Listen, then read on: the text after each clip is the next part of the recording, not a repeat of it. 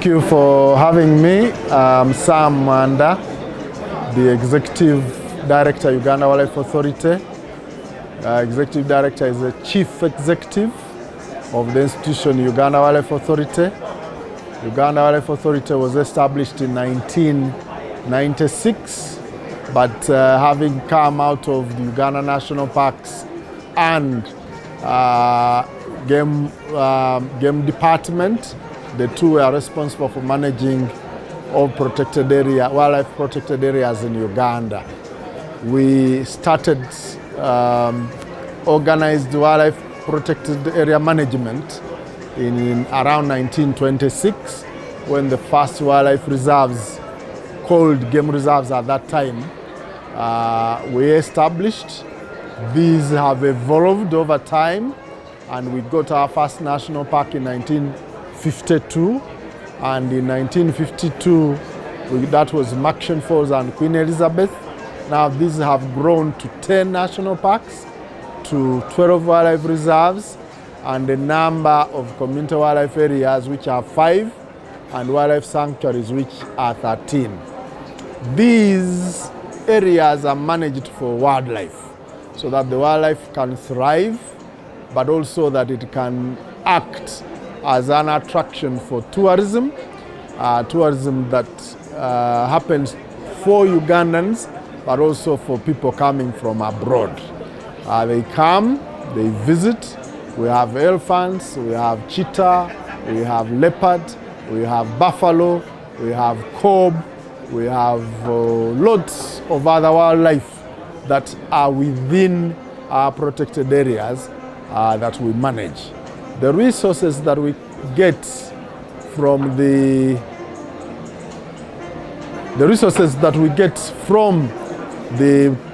tourism activities, we plow back into conservation and get infrastructure done so that there is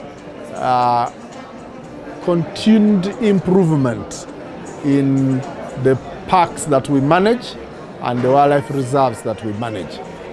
And also we take off 20% of all gate collection.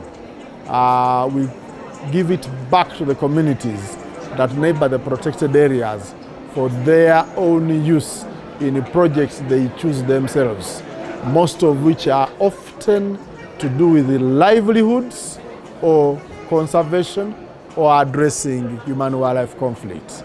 Again, 2% of all our income as Uganda Wildlife Authority that we raise, we set aside for dealing with human-wildlife conflicts in the communities. When wildlife gets out of the park, damages some people's crops, that 2% goes into compensation so that the community does not suffer because of the wildlife.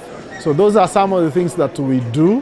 One of the other things we are looking at is reintroducing wildlife that used to live with us that has now become extinct, and we are focusing at the moment at the rhino. We already have gotten some southern white rhinos into the country. We got 8 of them. 2 of them we are using them for education in the Entebbe Uganda Wildlife Conservation Education Center, and the other 6 we put in a sanctuary, and they have multiplied to 41. And we are working to bring in new genes by importing some from South Africa. We have an offer from the African parks to give us 8 rhinos, 4 female, 4 male, that will mix with what we have, so that we ensure that we have no inbreeding. And we are planning to reopen Ajai Wildlife Reserve, and we are preparing it to receive some of these rhinos that are on Zua Ranch into the wildlife reserve, so that we diversify where you can find rhinos in Uganda. And in the longer term, we plan to bring back the black rhinos as well. which are indigenous to our country. At the moment, when you consider the number of visitors that are coming into the country, less than 20% end up in a national park. And so by having an expo like this, we're exposing what we have in Uganda so that we can have more people come and visit and enjoy the landscape, the weather, the wildlife of Uganda. Since COVID,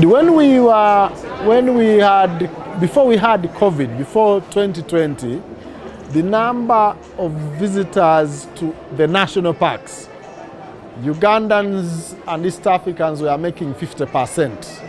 And then those who are not East Africans or Ugandans, the other foreigners, were making 50%.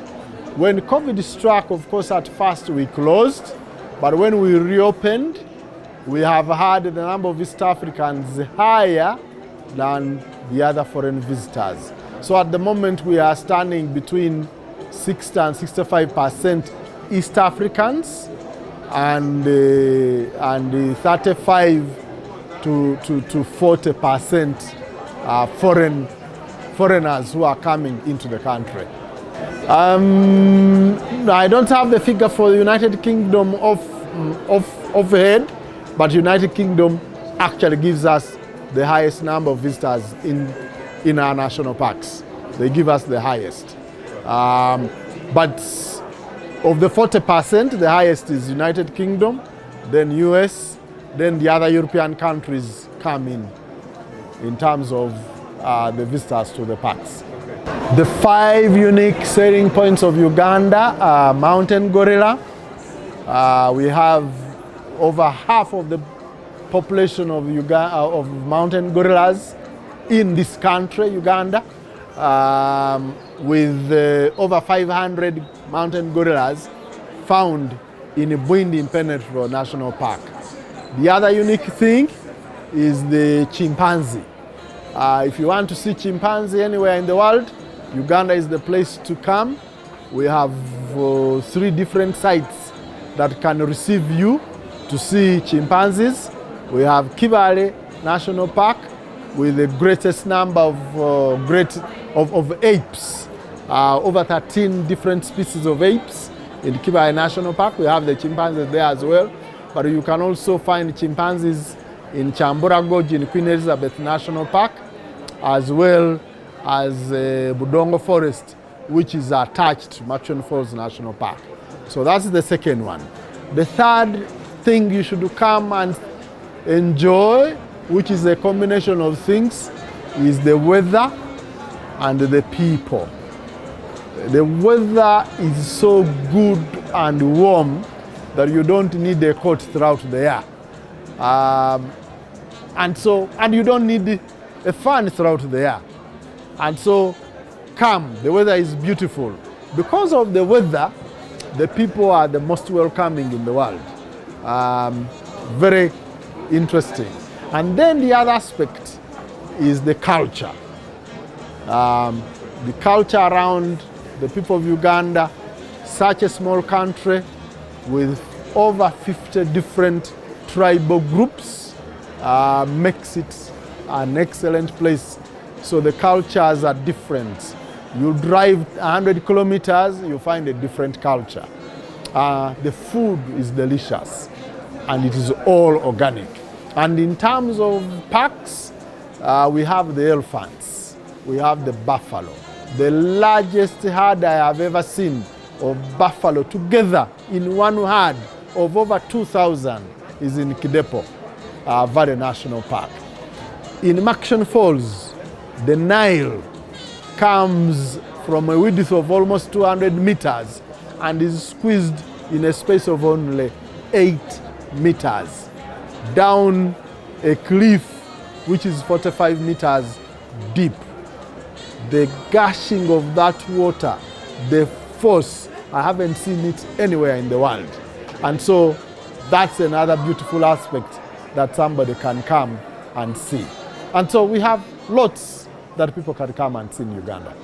So I want to encourage those who are viewing this interview that Uganda, one, is a peaceful country, two, has one of the best weather, climate that you can think of, has the most welcoming people in the world, and has the facilities and the attractions you need to see. So please come to Uganda, come and visit and enjoy this wonderful experience that we have. Thank you very much.